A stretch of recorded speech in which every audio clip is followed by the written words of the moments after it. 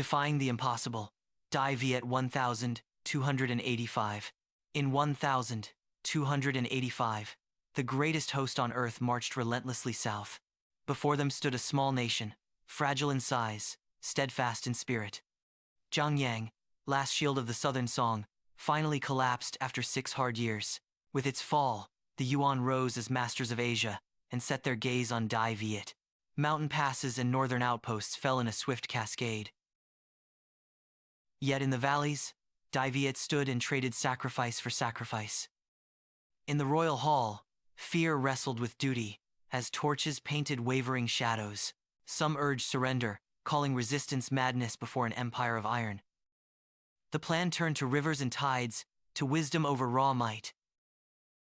At sea waited the largest fleet of its age, iron and timber bound for conquest. On open ground, courage wrestled superior steel to a bloody standstill. Numbers pressed in. The choice was grim: retreat or be buried where they stood. Night cloaked the palace as councils split between courage and surrender. If we fall, who will remain alive? The warning cut, like a drawn blade.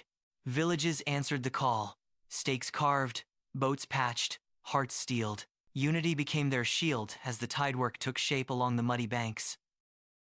From across Asia they came, horse, foot, and oar in boundless ranks. Generals who broke empires now pointed their spears toward Dai Viet. On the frontier, small outposts blinked like candles before a gale.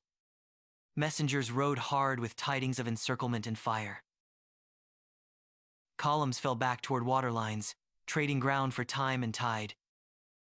Along the stakes, eyes lifted to the current, counting heartbeats to high tide. Mocked as a coward, the minister's fears met a will tempered like iron. In that quiet, a nation chose wisdom over despair and prepared for dawn.